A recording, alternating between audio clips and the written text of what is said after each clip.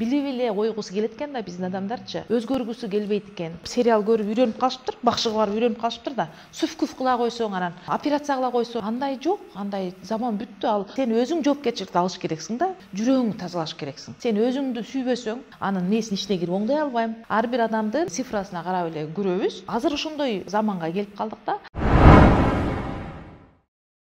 5-числодогулар бул өзгөчө адамдар, эң күчтүү коммуникациядагы. Булардын полу жок деп койсок да болот. Мырзага да кирбейт, айымга да кирбейт. Себеби башкалардын баары, мисалы үчүн, биз бирөөнү, мисалы үчүн мен сизди көрсөм мырза деп көрөм да. А эгерде мен 5 болсом, мырза деп көрбөйм. Сиз мени айым деп көрө турган болсоңуз, эгерде сиз 5 болсоңуз, мени айым деп көрбөйсүз. 5тердин көзү менен пайда көрүнөт бардыгы. Муну менен пайда чыкса, дос болом. Эртең бул чоң жерде иштеп калыптыр, телефонун алып достошуп коеюн деп азыр мамиле кура калышым керек. Таанышып, машинени ача калып, отургуза калып дейт дагы, чоң кишиби, картаңбы, жаш балабы, чалбы, эркекпи, айымбы карабастан чындап жакшы мамиле жасап аткандай жасайт да. Анан тигилер ойлоп калат, аябай жакшы экен.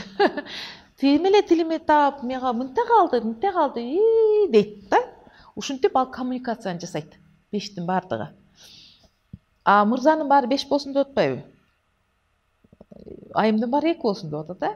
Мырзанын баары 5 болсун деген сөз ошо чоң кичине дебей ылгабай бардыгын тилин таап, анан бизнес жасап, үй бүлөсүн баксын, жумуш кылсын деген. Өтө ийкемдүү да, 5чи. 5 мырза болсо, бул чыныгы мырза болот, үйгө токтобойт, эч качан үйдө жашабайт. Бардык жерде бизнес кылып, соодагер болуп, алып сатып, бизнестин баарын жакшы жасаган, бардык адамдын тилин тапкан 5 мырза болот. Айтканга айтып, мушташкан менен мушташып, тебишип келет да. Энергиясы көп адамдар менен жүргөндө көтөрүлөт.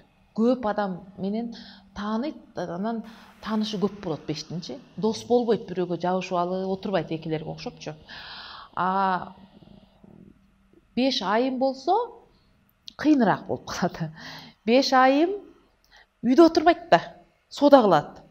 Аны соодага койсо жакшы.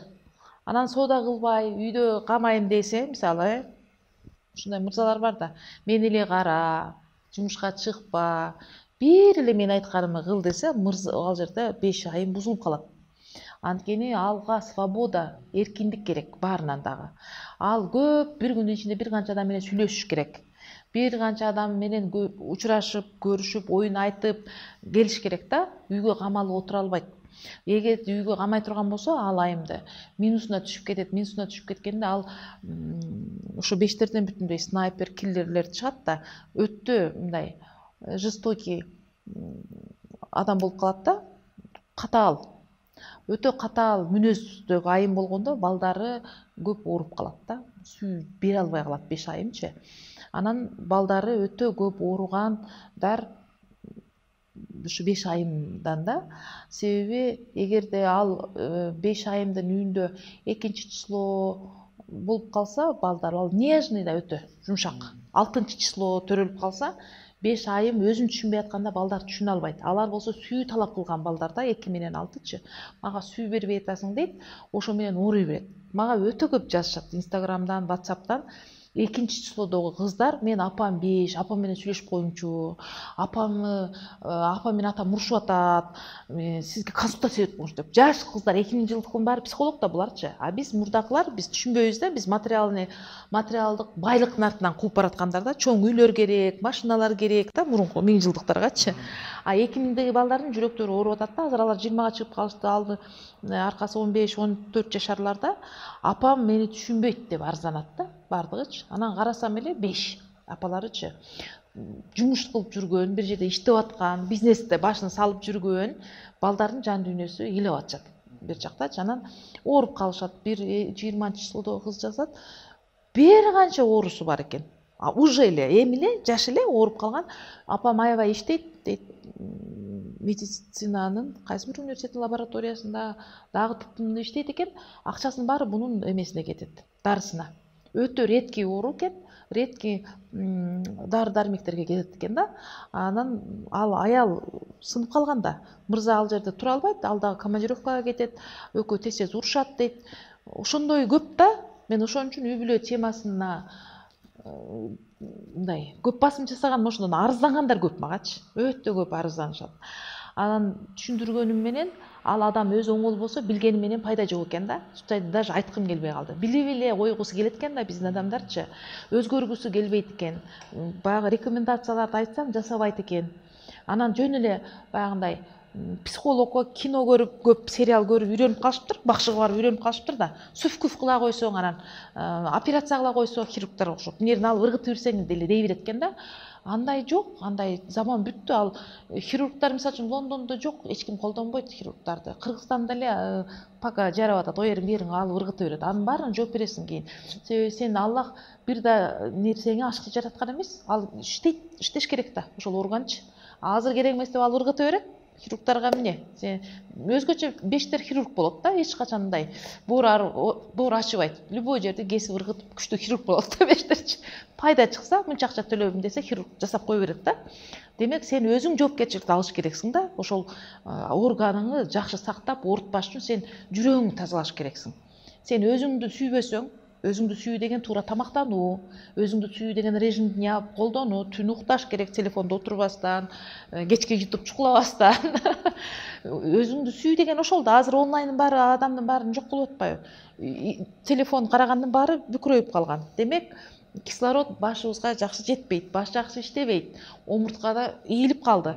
Бул баары больной. Оорукчан, алардын башы жакшы иштебейт, энергия ылдыйга түшүп кетти, акча таппайт деген сөз. Ан сайын түшүнбөй эле адамдар телефонго жармашат, YouTube'ду карайт, башканы карайт, анан өзүн таппай калат. Табыш үчүн убакыт бөл десең, жок, сен жасап бер, сен дагы молдону дам салып бер дегендей да. Бул илим, эч ким үчүн мен баса албайм, эч ким үчүн мен анын несин ичине кирип оңдой албайм. Мен психолог эмесмин, берки психотерапевттерде отуруп алып анан эмне болду деп чукулагдай. Биз коучпуз. Ар бир адамдын проблемасы эмнеден экенин эле цифрасына карап эле көрөбүз. Эми мындай кылып чыгып алсаң болот, чыгып ал деп эле шпаргалканы карматабыз. Чыкса чыгып алды, чыга албаса өзү ооруп жок болот. Азыр ошондой заманга келип калдык да. 5-числодогулар өзгөчө мындай илимди деле жакшы окушпайт. Мындай терең казбайт. Энергиясы тез да. Содага жакшы да, тез кылат да. Ошон үчүн өзүнө пайданы дароо угуп, дароо колдонот. Эң жакшысы колдонот бештердин күчтүү жагы. Укканын колдонот. Бас десең, беш дароо басат. Калган отура бер, дагы айтып кой, анан дагы мындай депчи. 5 мырзалар соода кылса аябай жакшы. Дордой Салымбеков 5 да. Бизнес бажарат да булар, ошол Бозулан 5 да, жанат резортторду салган. Мырзалар 5тер бизнеске жаралган да. Энергиясы туура кетип атат. Көп адам менен бардык жакта жүрөт, үйдө отурбайт да. Минуска түшкөндө алар айымдарды көп алышат, үй бүлөнү көп бузушат. Алардын да өзүнүн сыноосу бар. Айымдар 5тер ошол өкмөттүн иштеринде деле жакшы иштейт, системадан чыкпаган жерлерде деле жакшы иштейт 5терчи. Чыдамкай да бардык жергечи. Анан минуска түшпөш керек эң негизгиси. Алардын эркиндигин чектегенде эле минуска түшүп кетет. Ошондо эч кимге жакшылык жок. Ошонун жанында.